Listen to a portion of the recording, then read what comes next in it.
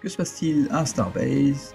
Revue sur le programme Human Landing System de la NASA, CAS Space sort sa fusée Kinetica 2, Landspace sort également sa fusée Zhuke 3, un village chinois est évacué, un nouveau fabricant de fusées monte son démonstrateur et les lancements de la semaine. Bonjour à toutes et à tous, je suis Christophe Paget et bienvenue à Espace News pour votre revue spatiale hebdomadaire.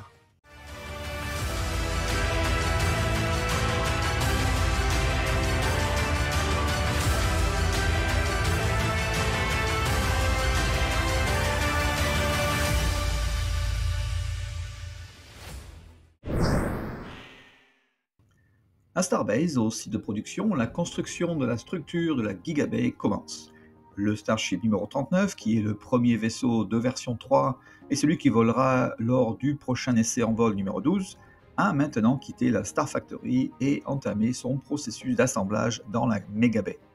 Le premier étage, numéro 18, a lui aussi fait son chemin pour la Megabay pour commencer son assemblage. Et au site de lancement, comme prévu, SpaceX a commencé la démolition du pad lancement numéro 1 pour faire place à un autre pad lancement similaire au pad numéro 2. La course pour envoyer des humains sur la Lune est toujours plus que jamais d'actualité.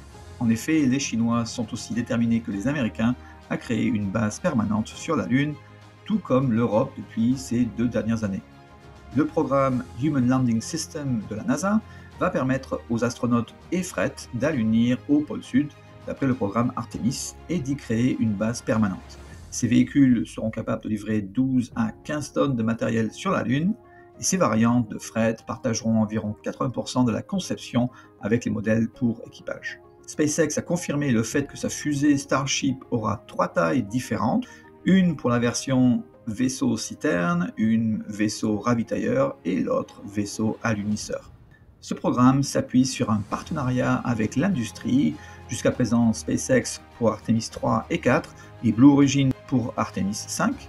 La polémique de la semaine est le fait que l'administrateur de la NASA n'est pas content du retard que SpaceX prend pour concevoir son véhicule et veut donc modifier les modalités du contrat pour permettre à d'autres industries de fournir un véhicule à temps pour Artemis 3, espéré en mi-2027. Ce qui va considérablement augmenter la dette américaine, juste pour s'assurer que les États-Unis arrivent sur la Lune avant les Chinois. CAS Space est connu pour sa fusée Kinetica 1, qui a même volé cette semaine. Kinetica 2, aussi connu sous le nom de Lilian 2, est actuellement en phase d'assemblage et de jonction de son étage central et de ses propulseurs d'appoint. Son vol inaugural est prévu ce trimestre avec le lancement du satellite Kingzhou 1. À l'avenir, la Kinetica 2 deviendra la fusée principale pour le réseau chinois de constellations de satellites Internet en orbite basse. Ce lanceur à 2 étages de moyenne capacité, jusqu'à 12 tonnes en orbite terrestre basse, fonctionne au kérosène et oxygène liquide. Elle fait seulement 52 mètres de hauteur et aura une variante lourde appelée Kinetica 2H, comme le Delta IV Heavy du LA ou le Falcon Heavy de SpaceX. Décidément, c'est la semaine des fusées chinoises. La société chinoise Landspace a réalisé avec succès un test de mise à feu statique de sa première fusée réutilisable, Zhuke 3, le 20 octobre 2025, au nord-ouest de la Chine. Landspace a également achevé son test de ravitaillement, s'approchant ainsi de la campagne de vol inaugurale. La fusée, haute de 66 mètres, est capable de placer plus de 18 tonnes en orbite terrestre basse, s'inspire du Falcon 9 de SpaceX, mais utilise des propergols méthane-oxygène au lieu de kérosène-oxygène. Les prochaines étapes sont la répétition d'intégration verticale, puis inspection pour un lancement orbital et une récupération du premier étage d'ici la fin de cette année. Landspace, fondé en 2015, exploite déjà la fusée Zhuke 2, qui en 2023 était la première fusée fonctionnant au méthane et oxygène à atteindre l'orbite. CASC a lancé le 13 octobre une longue marche 2D depuis la Chine pour sa mission Chang'e 31. Le premier étage du lanceur est revenu sur Terre, mais malheureusement s'est écrasé quelques heures plus tard dans la province du Qinghai en Chine. Cet événement a été filmé par plusieurs personnes car la population était au courant de ce problème et a bien sûr dû être évacuée d'après les services d'urgence. La communication est assez lente depuis la Chine, c'est pourquoi on l'entend seulement une semaine plus tard. La plupart des tronçons de fusées longue marche s'écrasent dans des zones rurales ou montagneuses en Chine. Cette fois-ci, l'étage s'est écrasé près d'habitations, ce qui n'est pas la première fois que cela arrive en Chine, et hélas, ce ne sera pas la dernière fois. Non seulement c'est pas très excitant de se recevoir une fusée sur la tête, mais de plus, le carburant était du peroxyde d'azote et diméthylhydrazine, un cocktail très toxique. La Chine migre graduellement vers des fusées à carburant non toxique, mais les Chinois vont continuer à se récupérer des projectiles si la Chine n'adopte pas la réutilisation rapidement. Mais la Chine ne s'arrête pas là. Wilight, une nouvelle start-up de fusée chinoise, a été créée seulement en 2024, travaille sur sa fusée Wenguang 1 ou WG1. Elle utilise extensivement les matériaux composites pour les tronçons de fusée, mais aussi ses cloisons communes, ainsi que des technologies de fabrication avancées, un concept similaire à la fusée Electron de Rocket Lab.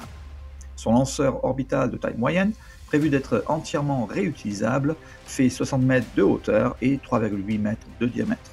Sa capacité de charge utile en orbite terrestre basse est de 9 tonnes en mode réutilisable, ou sinon 11 tonnes. Elle possède 11 moteurs à cycle de combustion à flux complet, ou en anglais Full Flow Stage Combustion Cycle, alimentés au méthane et oxygène liquide. La même architecture très avancée que celle des moteurs Raptor sur le Starship de SpaceX. Bref, Wilight nous montre son démonstrateur qui va commencer une série de tests. Je vous tiendrai au courant des événements au fur et à mesure. L'entreprise cherche à devenir un fournisseur capable de répondre à la demande massive et essentielle de lancements spatiaux commerciaux à des prix compétitifs. Le 17 octobre, CASC a lancé une longue marche 6A depuis la Chine pour sa mission G60 Space Sail Groupe 18, une série de 18 satellites Tianfan qui font partie de la constellation Space Sail pour donner l'accès Internet haut débit à l'échelle mondiale, rivalisant avec des systèmes comme Starlink de SpaceX. Le 19 octobre, CAS Space a lancé une Kinetica 1 depuis la Chine pour sa mission PRSC-HS1. Les charges utiles étaient le satellite hyperspectral de télédétection pour l'agence spatiale pakistanaise Suparco, destiné à des applications comme la surveillance environnementale et agricole, ainsi que les satellites d'imagerie radar à synthèse d'ouverture en bande X, AirSat 3 et 4. Le même jour, SpaceX a lancé une Falcon 9 depuis la Floride pour une mission Starlink Group 10-17. Le premier étage a volé pour la 31e fois et a atterri sur le drone ship A Shotful of Gravitas.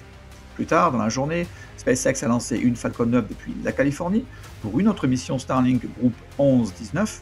Le premier étage a volé pour la 11e fois et a atterri sur le drone ship Of Course I Still Love You. Le 22 octobre, SpaceX a lancé une Falcon 9 depuis la Californie pour une autre mission Starlink Group 11-5. Le premier étage a volé pour la 21e fois et a atterri sur le drone ship Of Course I Still Love You. Et le 23 octobre, CASC a lancé une longue marche 5 depuis la Chine pour sa mission TJSW-20, un satellite expérimental de technologie de communication en orbite géostationnaire. On ne sait pas grand-chose de plus malheureusement. En résumé, du 1er janvier au 23 octobre 2025, 240 fusées ont été lancées avec succès. Sur ce total, 154 provenaient d'une entreprise américaine, dont 95 étaient des missions Starlink de SpaceX et 64 de Chine. Je vous quitte cette semaine avec une image détaillée du télescope spatial Hubble de la galaxie spirale NGC 4731, située à 43 millions d'années-lumière de nous, dans la constellation de la Vierge. L'image, réalisée à l'aide de 6 filtres, révèle des nuages de gaz, de la poussière sombre, des régions roses de formation d'étoiles, ainsi qu'une barre lumineuse proéminente prolongée par des bras traînants. Les galaxies spirales barrées, qui représentent environ 60% de toutes les galaxies, forment des barres denses lorsque les étoiles et le gaz s'alignent, alimentant la formation d'étoiles. Les bras allongés de NGC 4731 résultent probablement d'interactions gravitationnelles avec les galaxies voisines au sein de l'amas de la Vierge. Merci d'avoir regardé votre chaîne Espace News. À bientôt pour un nouvel épisode de votre actualité spatiale.